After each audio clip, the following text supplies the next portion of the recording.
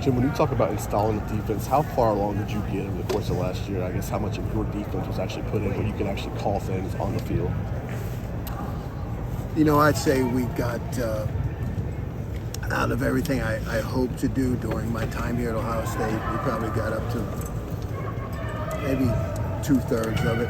Is that better than you hoped for? Oh yeah. I mean, there's a lot to it, and there's a constant management of, how much to put in, and then, because the burden on the players, really, that's where it becomes, and you want them to be able to play fast, and so it's a constant judgment call. But I thought it took me a lot longer other places I've been.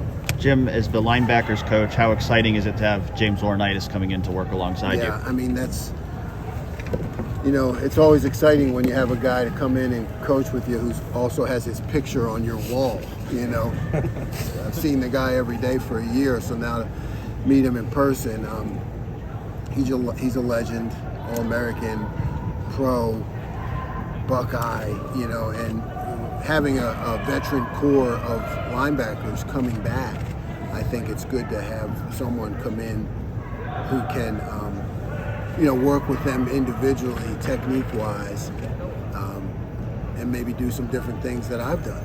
So I'm interested to see what he brings in terms of technique, less on the system, but more on how he actually played the position and the things that he believes in. What do you see in James that makes you think he's going to be a good coach? He's passionate, he's committed, he understands the game, both the micro and macro detail. He's just a football guy all around, who's intelligent and hardworking, played the game at the highest level. There's so many positives for him in terms of his career. Jim, much of the conversation at this time last year was you weren't going to make personnel decisions off of the previous season, weren't concerned about that. As a coach now in year 2 for you, and having helped build the roster, been around the roster, coached it for a year, does that give you a head start for spring, or do you still want to go in to March and April with a clean slate? Yeah, there's not